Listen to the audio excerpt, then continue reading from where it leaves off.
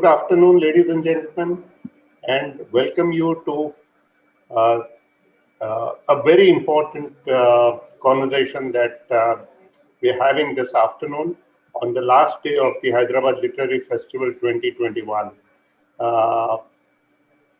We have with us someone who has been a hero for many of us who grew up at the time India transformed from its pre-1991 days to the post-reform days. Dr. Montek Singh Ahluwalia. Dr. Ahluwalia has been a face of the reforms that India went through, which has done dramatic improvement in the lives of all of us. And all of us have been looking at him with admiration and as great fans of what he has achieved. You all know Dr. Ahluwalia. I'm not getting into what all he did, but he held the best offices possible, including at the World Bank, in the Planning Commission, in the Finance Ministry, and everywhere. And he's just written a book which he will talk about, and around which this conversation will be. Engaging him is Dr. Parakala Prabhakar,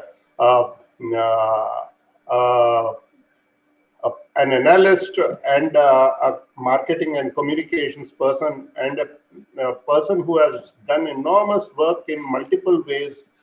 He has been a member of the task force of the Planning Commission. He has helped formulate the 10th Finance 5-year plan. He has been involved in various activities and is considered an intellectual outstanding. So happy to have you here, both of you gentlemen. And I'll just leave it to you to carry on from here. I'll put my videos off and come back at the end of about 35, 40, 45 minutes to ask you the questions that we hear from the audience. Thank you once again very much. It's all yours. Thank you, Ajay. Good evening, Dr. Ahluwalia. Good evening. Good evening. Would you like to kick off by telling us what made you write this book and what did you want to convey in this book? What are the things that that you wanted to emphasize? Well, I think that's a very nice way of entering into the conversation. The first thing I want to do, since you've given me the floor, is to exploit this opportunity and do a little commercial presentation of the book that we are going to talk about. I mean, this is Backstage, and I hope that people will get a chance to look at it and make up their own mind about what the book says. In the book, I've mentioned that I don't view this book as a memoir, because a memoir tells you what the individual did and the context in which the individual did it, etc. That is all left for others to judge. I see this as, and I've used that phrase, I see this as a travelogue on the journey of thought. I mean, it's a journey that I was privileged to be part of, but it's a journey that involved many other people, and at different stages, different people were moving forward and so on. And so I've tried to document how economic reforms in India happened. For my generation, I came back in 1979 when India had acquired the reputation, after having worked 11 years abroad, India had acquired the reputation of being a very slow-growing country, whereas everybody else was moving much faster. And I was aware, and many other people were aware, that our policies needed to change. And I had the opportunity to see that change taking place. It began in the 80s, it was really intensified in 1991, and then it continued thereafter. So this is really the story of how policy change took place. And there are many issues that people may want to raise. What caused the change? Why was it so slow? Was it effective?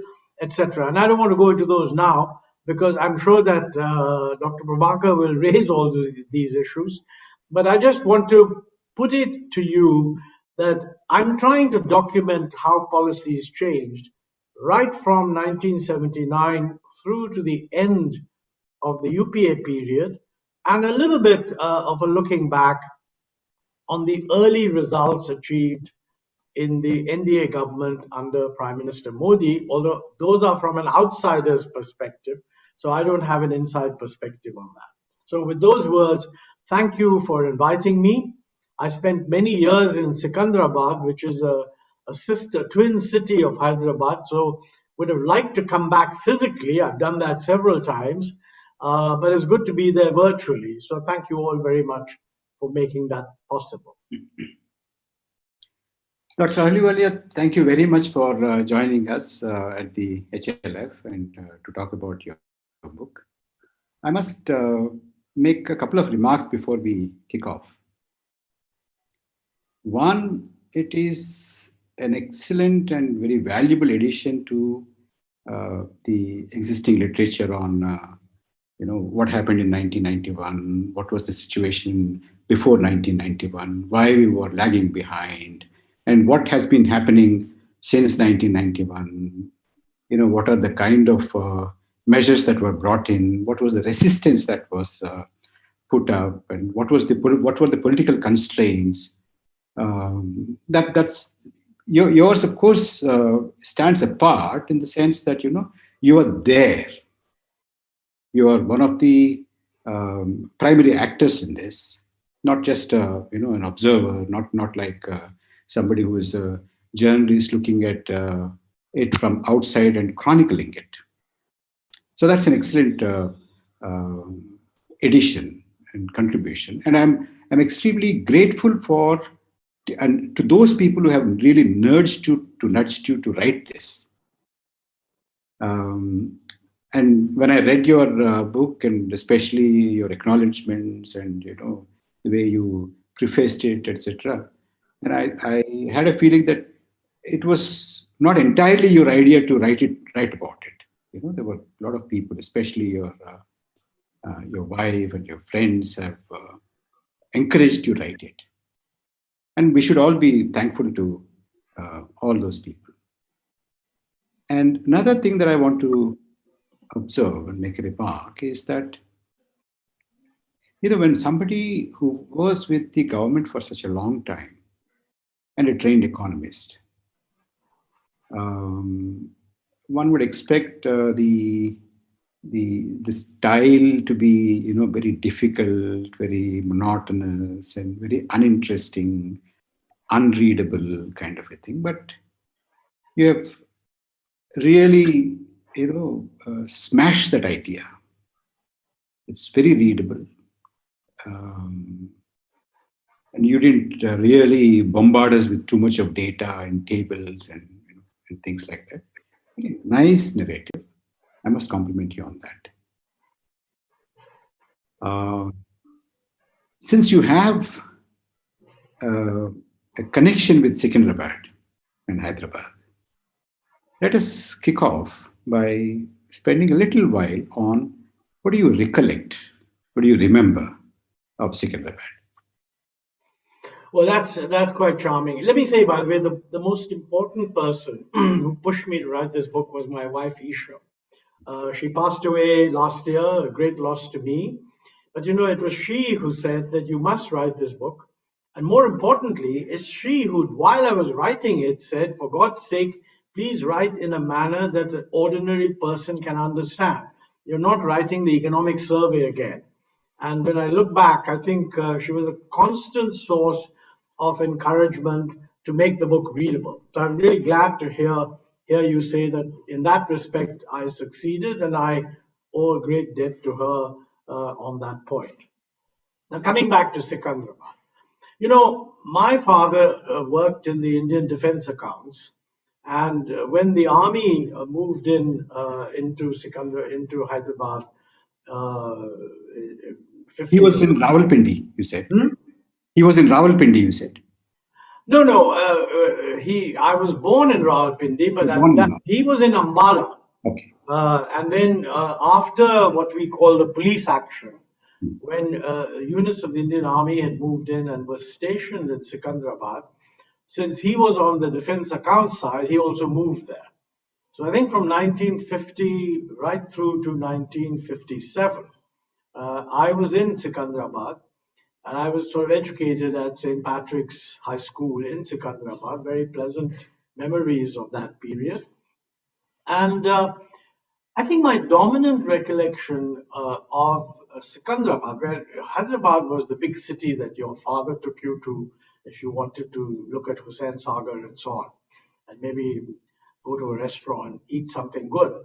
But my dominant recollection of Secunderabad was of a very pleasant small town. We lived right next to a village called Karkhana village, which still exists.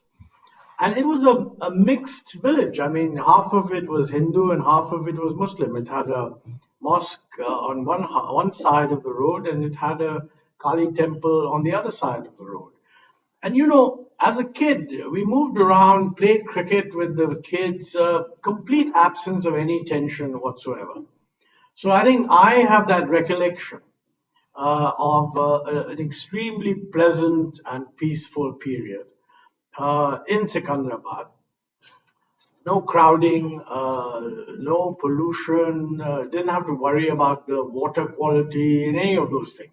And every now and then you ended up being told there's some problem, you have to boil the water, but you didn't do it all the time. So very, very pleasant, a very pleasant city to grow up in. My second important recollection is that, you know, my school was not an elite school. I mean, it was a missionary school, so it had large numbers of lower income people, and we mixed very freely. And I think it made me think that what's happened now is that elite people send their children to schools where they have really no contact with ordinary people. I mean, in my school, for example, almost nobody, maybe a very tiny minority, might have been dropped to school by car. Most of them either walked to school or came by bus. Whereas my children, when they went to school in Delhi, I mean, a very large number of the children were dropped to school by car. Now, this may simply reflect the fact that, you know, I benefited from upward mobility compared to my parents. But it does strike me that, you know, when you're studying in a school, the school should reflect the society. And I'm a bit concerned that our higher income group today send their children to schools which doesn't give them any sense of what the average Indian experience is. And by the way, mine was an average urban experience, not a rural experience. So those are the two things that actually strike me. Dr. Ahluwalia, I don't know if you know it. Some of the so-called good schools and the top-notch schools in Hyderabad, their classrooms are air-conditioned. The school buses are air-conditioned. Yep, that's I suppose that's life. I mean, you know, I think the only thing I want to say is that if the degree of air conditioning in the schools reflects the degree of air conditioning of the average person, there's no harm in that. But my suspicion is that we've become much more ghettoized. I can well imagine that laboratories should be air conditioned, but the whole school being air conditioned is a bit sort of luxurious. That really takes us to what has happened to India since, say, 1957, 58, or 79, and now. There's a huge growth. There's a lot of consumerism. There's growth of middle class, very aspiring, and very close connection with the world economy, with the Western economies. And earlier, you know, these kind of schools, these kind of theaters, this kind of lifestyle, this kind of access to goods, this kind of tastes, which there was no portrayal of a stark division and the stark difference. And one thing that comes to mind is that the economic reforms that were initiated in 1991, they have spawned this.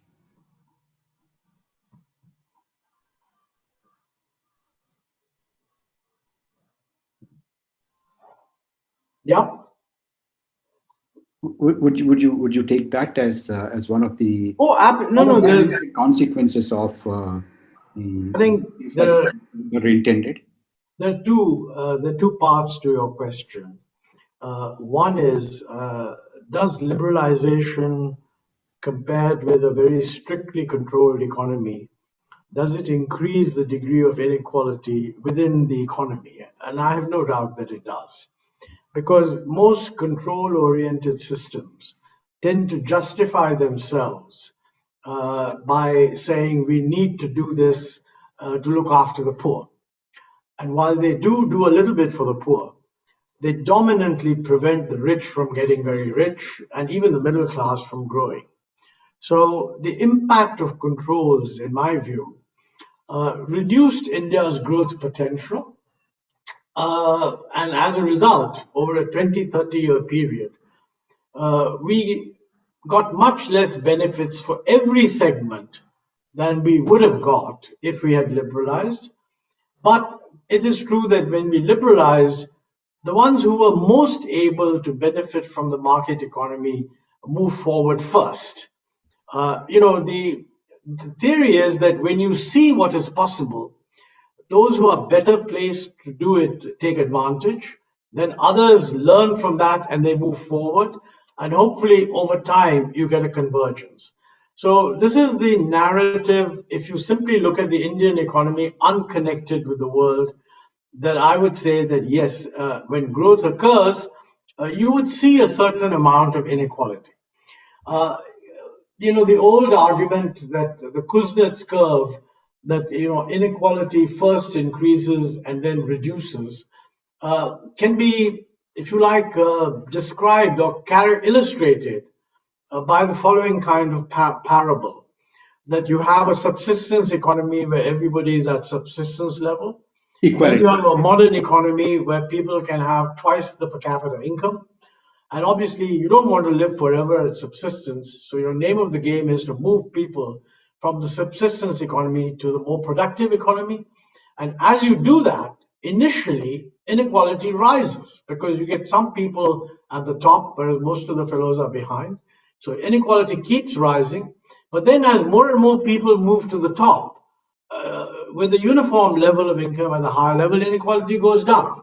So the fact that inequality is rising, if it is part of the process of moving to higher income growth, I don't think should worry us too much.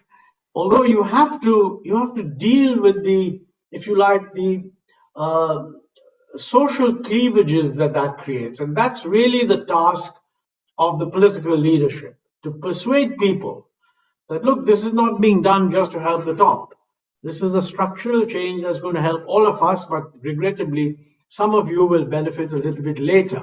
And somehow, if too much of that is happening, you do something special for the people at the bottom so that they also perceive that the system is on their side. Now, this is one narrative. This is combined with globalization. What globalization does is it hugely increases the level that can be achieved by those who move to the productive side of the economy. And when it does that, the fact of globalization actually reduces inequality globally, because countries like China and India become higher income countries and they grow faster than the richer countries. But within these countries, it increases inequality. And you can see that in the sense that, Indians get high levels of skills.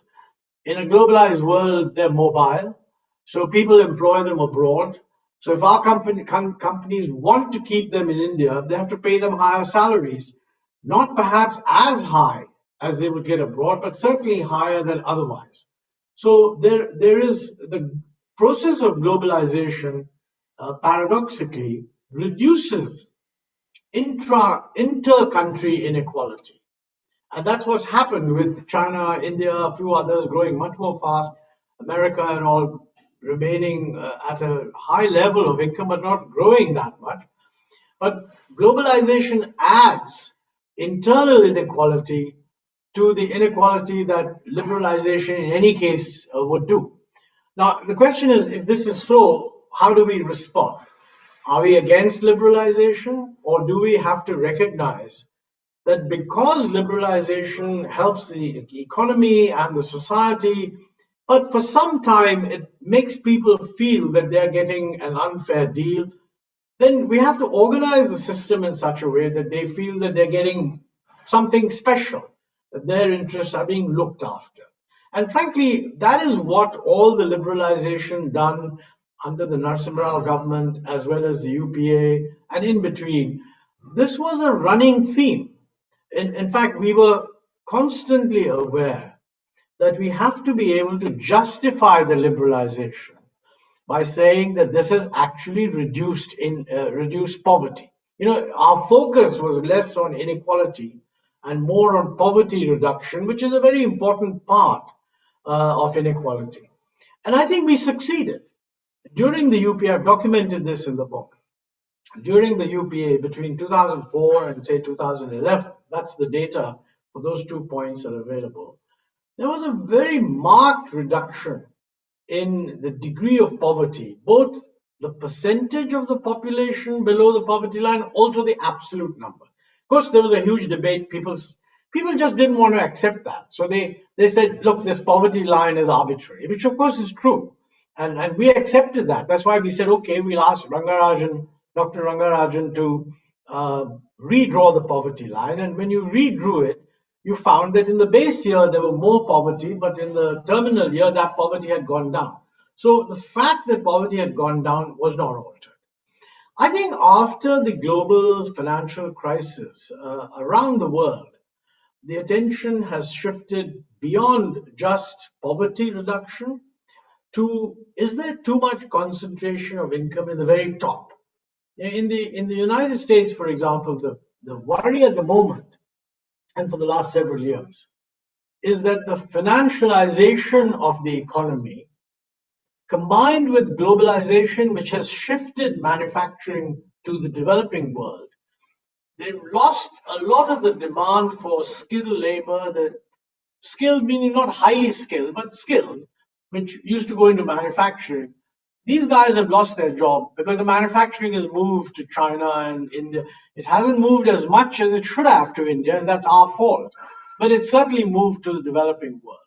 And within the United States, it's the high-end stuff, the financial sector, where huge incomes are being earned. There's a lot of data which shows that, you know, the ratio of chief executive payments to, let's say, the average payment in a company has shot up in the United States. This has created a lot of resentment. And, you know, after the financial crisis, this resentment increased because people said, look, these so-called geniuses who are running the financial sector run the economy into a mess. And we've lost jobs and we've lost homes, but none of them has suffered. And even someone like the managing director of the IMF, Christine Lagarde, she said that a lot of the resentment is because all these terrible things have happened and nobody has gone to jail. You know, we sense that very often here. When something goes wrong, people want to fix responsibility. And I think the rise of the rise of inequality is a new phenomenon. Quite honestly, if somebody had asked me in the 1980s, are you concerned about inequality? I would have said, yes, we are, but the most important thing is reduce poverty. So if you have a choice between faster growth with no change in income distribution, but which reduces poverty, to lower growth, which keeps the income distribution constant, but doesn't reduce poverty, the first is better. You might even have said that a little bit of increase in inequality may not be so bad if it's getting you high growth.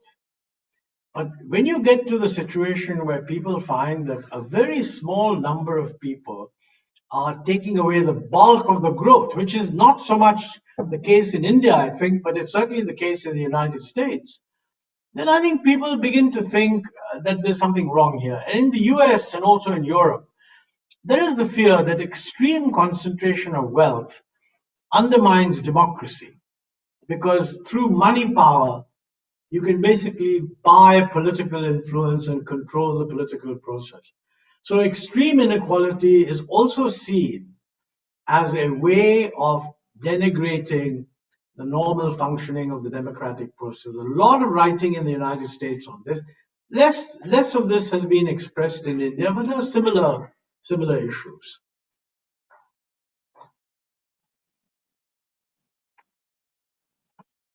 Can't hear you.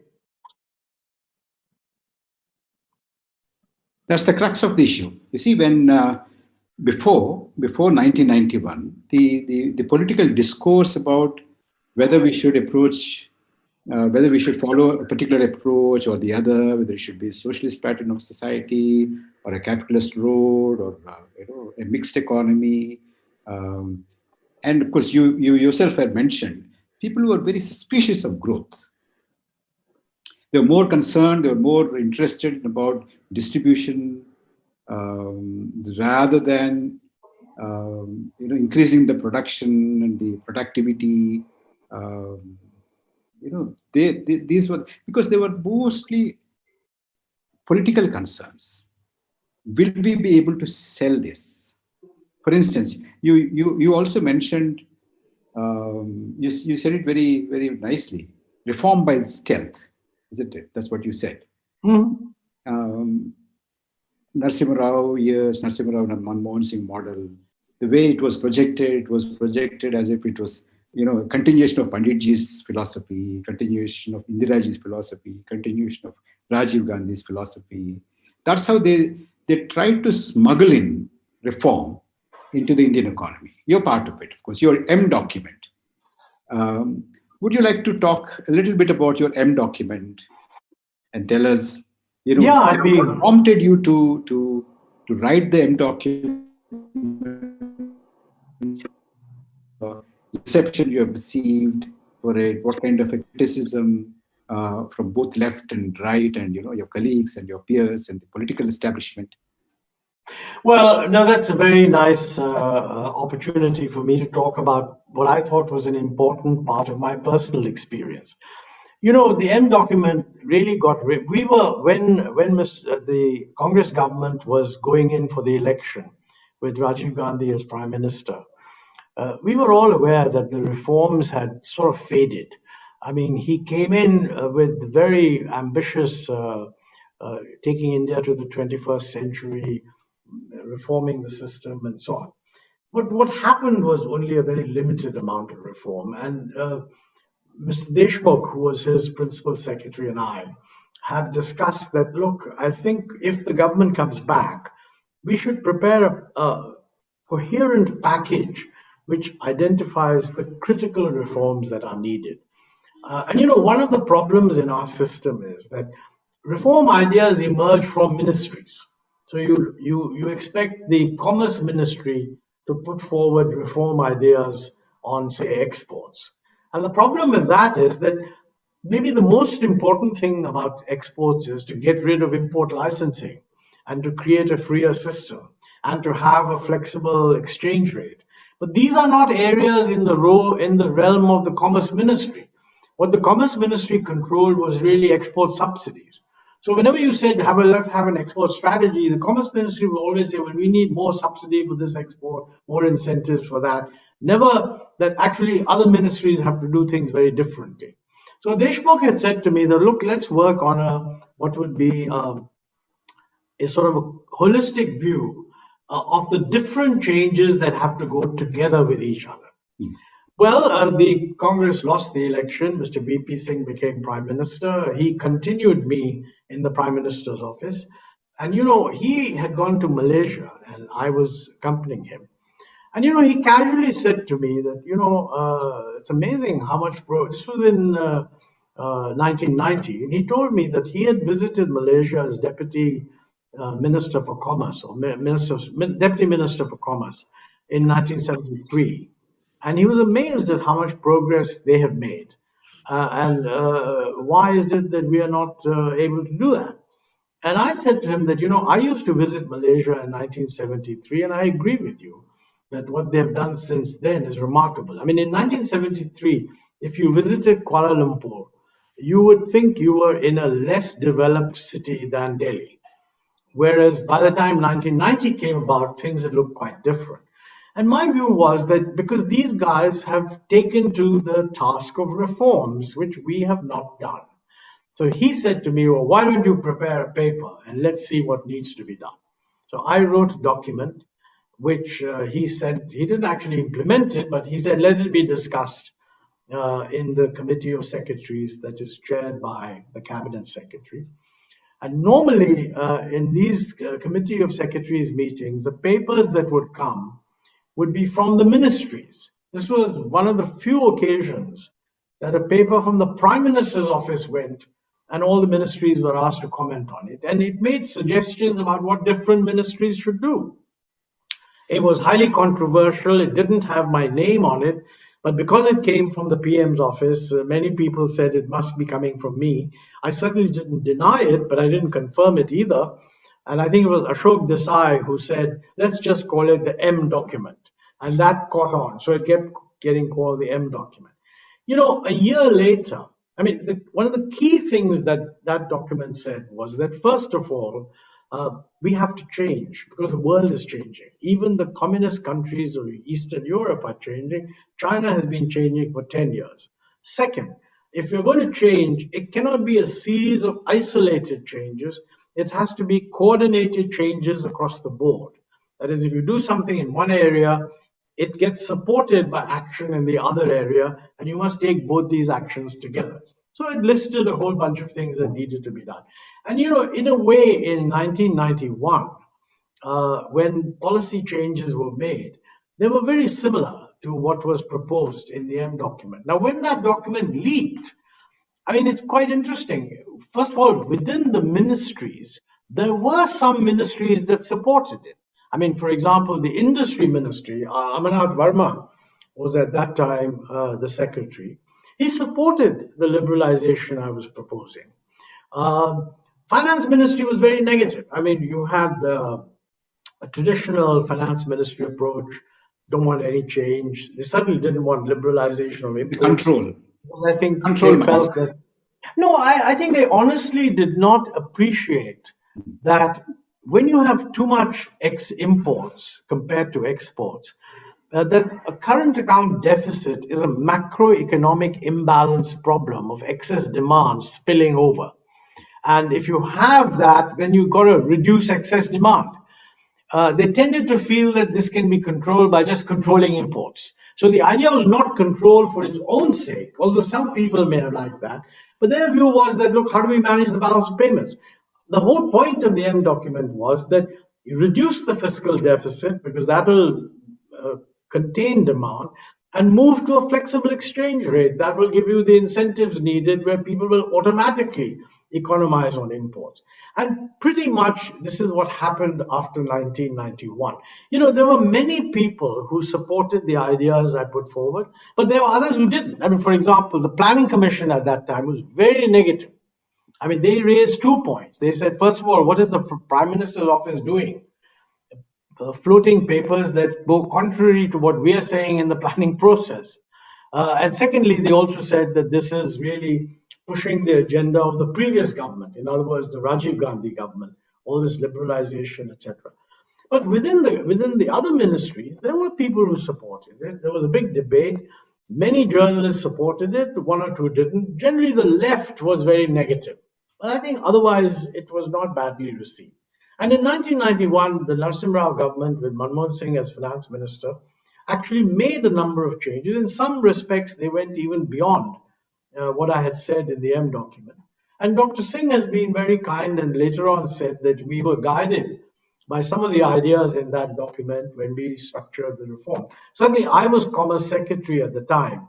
And on the whole trade front and later on the exchange rate front, I was able to do what was necessary. Now, here again, I got it done within a couple of months in the Commerce Ministry by persuading Mr. Chidambaram, who was the Commerce Minister and who fully understood and backed the point. I mean, without his backing, it wouldn't have happened. And then fortunately, I was moved to the Finance Ministry so that the exchange rate changes, which were really a part of the whole package, I was able to push in with the support of Dr. Rangarajan, who was that become governor of the Reserve Bank. So, you know, a lot of There was teamwork, people knew each other, and they were thinking along the same lines.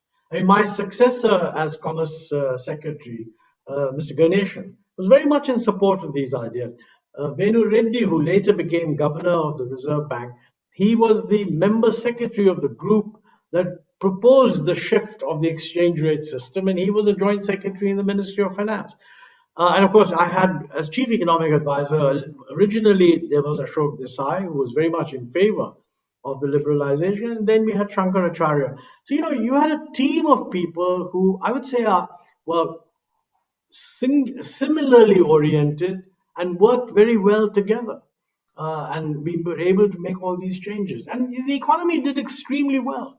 I mean, see, many people thought that if you liberalize imports, the balance of payments will collapse. Well, not at all true. We reduced the fiscal deficit, and within 2 years, the balance of payments crisis had disappeared. Everything was hunky-dory. Growth rate picked up. Exports did well. We got interrupted by the East Asian crisis in 1997 when things slowed down again. But then from 2000 onwards, things began to improve again. I think one of the key things you mentioned is that, an effort was being made to show continuity. I mean, rather than get up and say, look, what we've been doing before is completely wrong and we're now changing things. There was a political compulsion to say that, look, this is not a big change. Now, I mentioned in the book that, when the industrial policy was proposed, which really dismantled the old controls, the top Congress leaders were very unhappy because they felt that this is going against the legacy of Pandit Nehru and others. And Jairam Ramesh was asked to redraft that policy in consultation with Dr. Manmohan Singh and Mr. Chidambaram. And Jairam Ramesh in the end produced only a preamble. The policy wasn't changed at all. And the preamble said, we have always changed. We have had several policies. There was the policy under Nehru, then Indira Gandhi produced a policy, then Rajiv Gandhi produced a policy. So we have a history of continuity with change. So there was a desire to emphasize continuity rather than to highlight change. Yes. Now, I think, in a way, this has pluses and minuses. The pluses is it reassures people that, being fixed in your ideas is not sensible. I mean, I have no doubt that Pandit Nehru himself would have changed his mind on many issues had he lived long enough.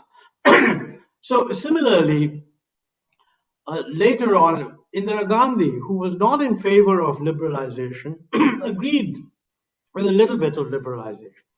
Rajiv Gandhi actually said that we are working with systems that are 10 years out of date. And there's no way that we can become competitive unless we modernize our system. So the message was there.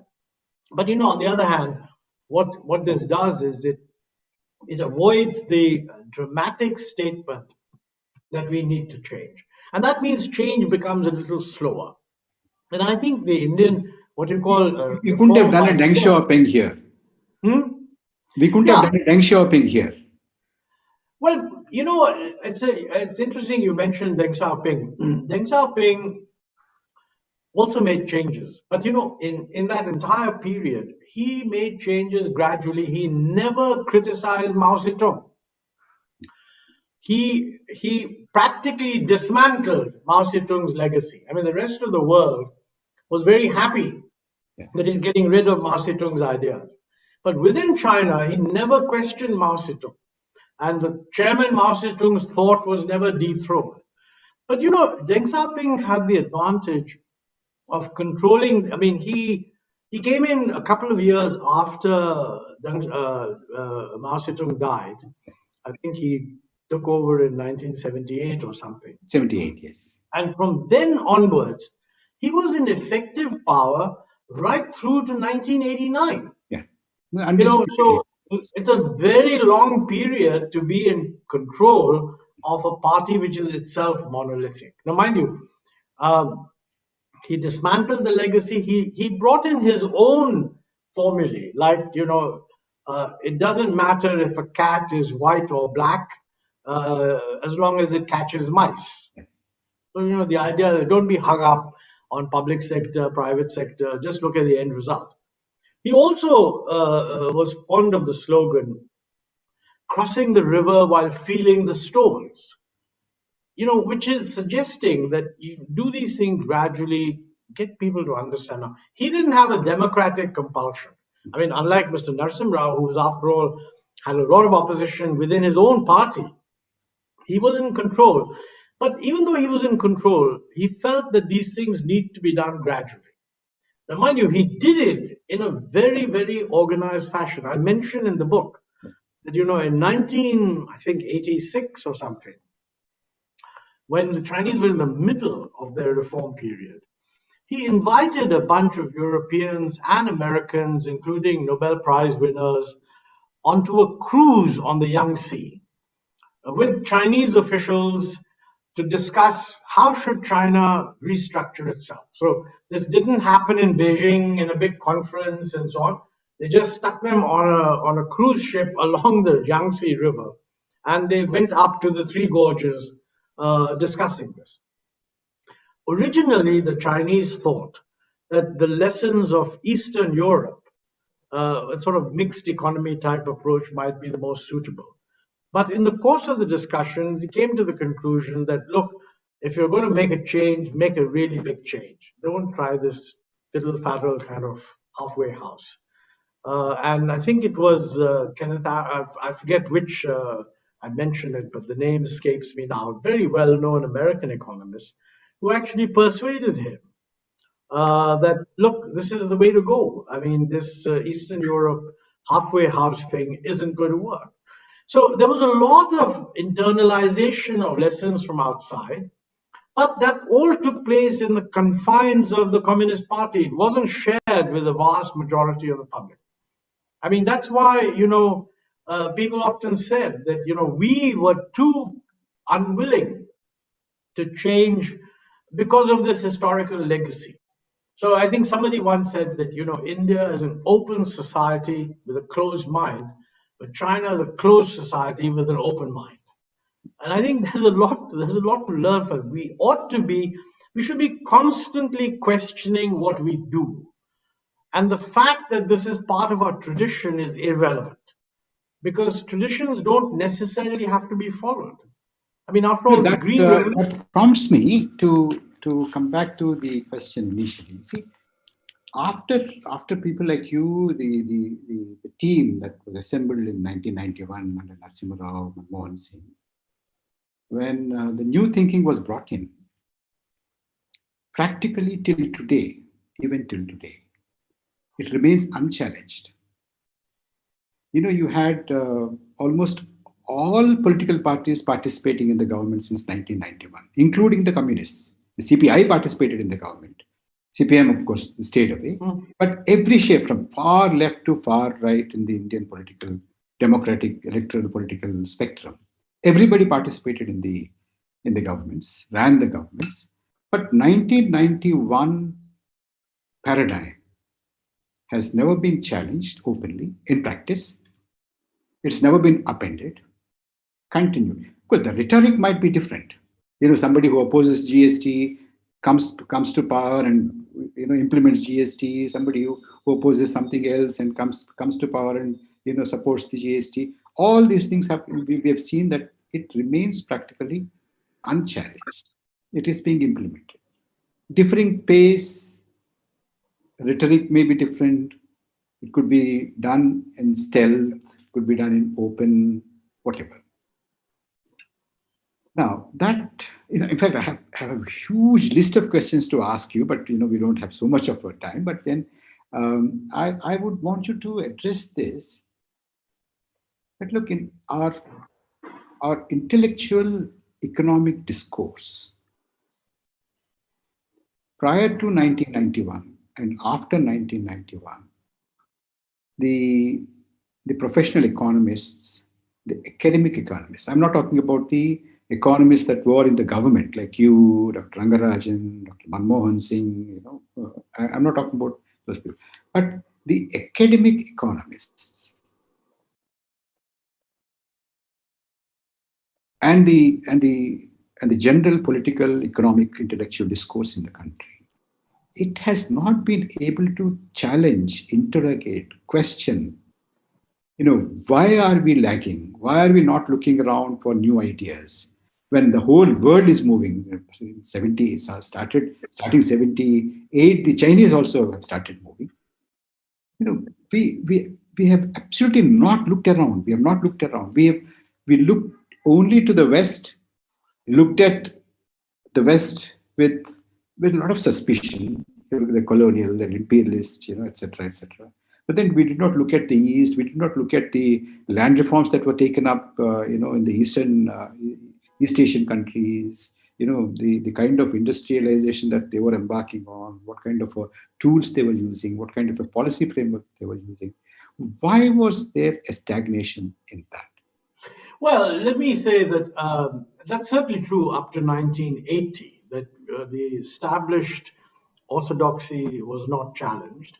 But I would say that during the 80s, this challenging did take place. Some small changes were made. It did lead to an improvement in the growth rate. In 1991, major changes were made. And as you yourself said, subsequent governments endorsed that paradigm. The United Front government, the NDA government under Mr. Vajpayee, followed by the UPA government under Dr. Manmohan Singh. These are all coalition governments. They more or less continued the same thing, though with a bit of bickering. The UPA tried to bring in GST, BJP opposed it, but then when the BJP came in the form of the NDA, they agreed to it. So I think the succeeding governments did have some endorsement of continuity, although the political discourse was often very bitter. But that is politics. You can say nasty things about your opponent as long as what you're doing is something similar, and you can give it different names. Now, if you look at the most recent slogans, after all, when the NDA government came in, what were the slogans? One was that we must go to double-digit growth, which is good. That's what the 12th plan also wanted to do. The slogan was minimum government, maximum governance. That seems like endorsing some form of liberalization.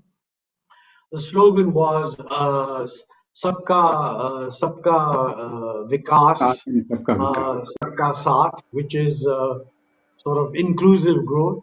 Getting everybody involved and benefit. And then later on, it became Sabka Saath, Sabka Vikas, Sabka Vishwas, which is sort of everybody's trust, which is kind of dealing with social cohesion. So as far as the slogans are concerned, we've been saying the same. The argument has been which is a better way of doing it, and that time tells. New governments come in, they say we're going to do it better, and then maybe in some dimensions they do, in some they don't. I don't think, by the way, that you said there's been no change in the basic underlying policy.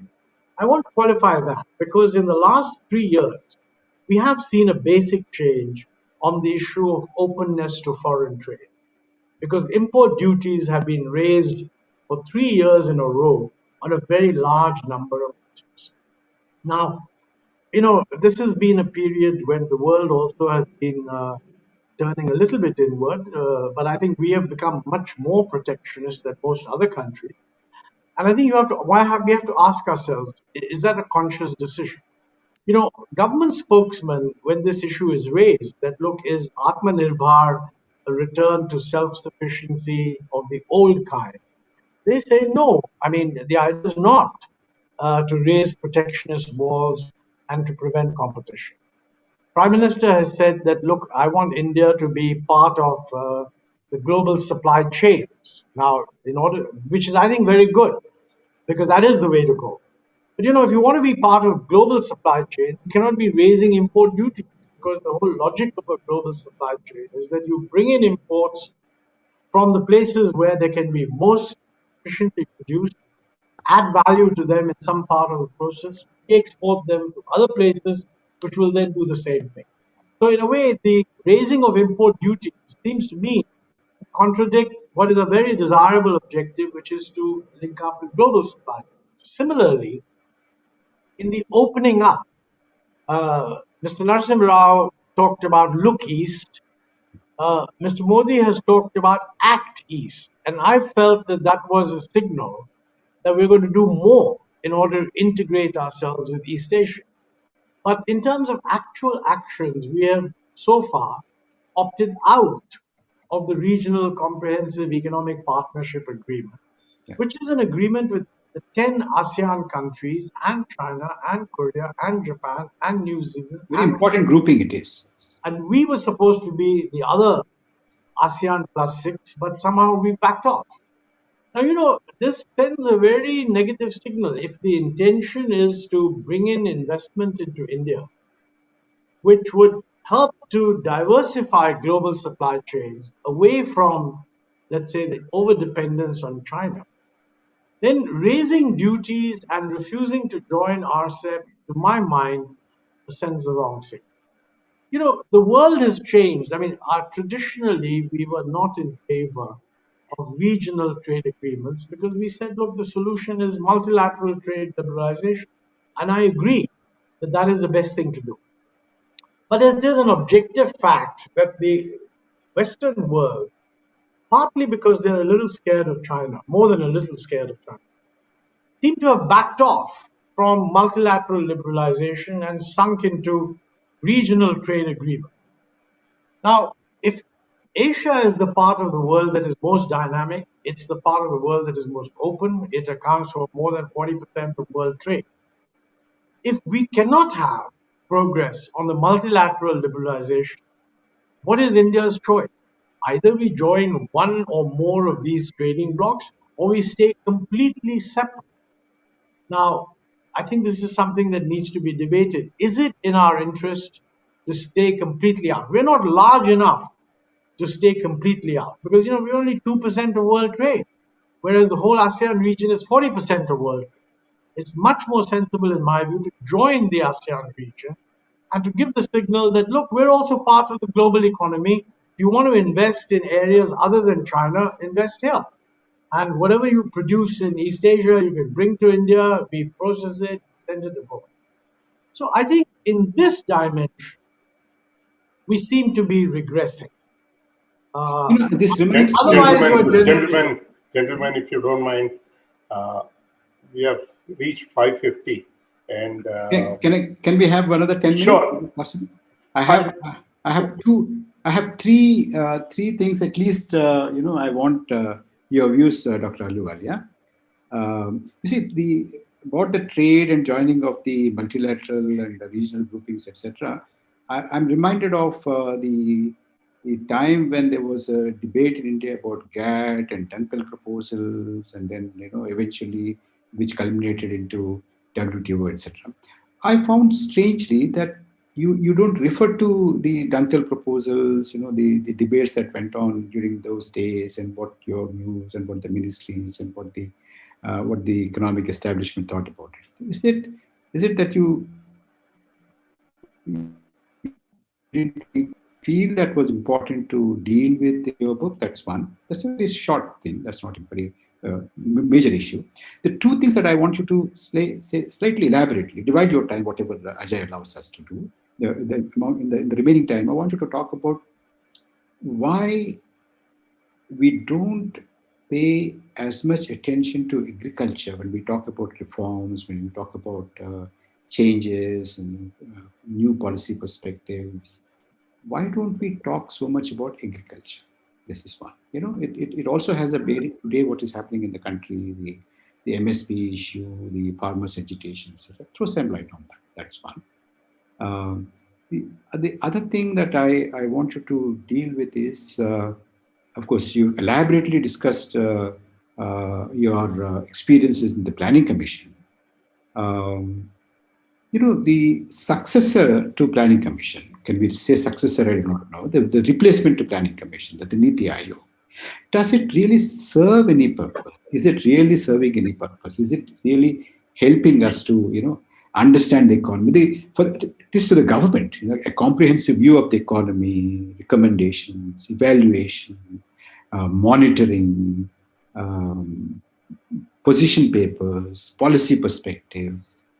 At least these three issues, if you can deal with before we close. Well, very quickly on WTO, yes, I have not discussed that. Because I wasn't a party to those negotiations. They were very prolonged, but in the end, the negotiations succeeded, and we set up the WTO. I was not party to those, and I didn't have an insider view, so I didn't deal with it.